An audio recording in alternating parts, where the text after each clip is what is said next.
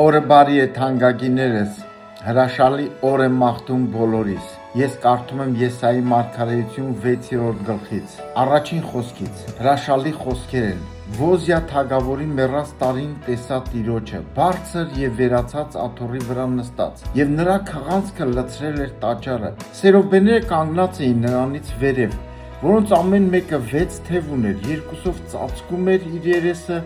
և երկուսով ծածկում էր իր ոտները, երկուսով թռչում էր, և մեկը կանչում էր մյուսին և ասում. «Սուրբ, Սուրբ, Սուրբ է Զորաստերը,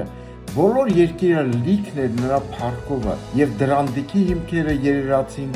աղաղակողի ձայնիցը, և տունը լցվեցավ ծուխովը»։ Հալելույա, հրաշալի տեղ է սիրելիներս։ Եսայի մարգարեն ասում է. ես տեսա Տիրոջը, տեսա Տիրոջ փառքը, որ լցված էր երկրի վրա։ Շատ դեպքեր մենք ուրիշ բաներ ենք տեսնում երկրի վրա, բայց Եսային տեսավ Տիրոջ փառքը։ Եկեք ճիշտ տեսնելու ունակություն ունենանք։ Գիտեք, երբ նա տեսավ, գրված է Ոզիա թագավորի մեռած տարին տեսա Տիրոջը, բարձր և վերացած նստած էր։ Շենես, Ոզիան և Եսային ազգակցական կապեր ունեին։ Թագավոր, շատ դեպքերում մեր կյանքերում էլ թագավորներ են առաջանում, որոնք խանգարում են տեսնելու Տիրոջը և նրա փառքը։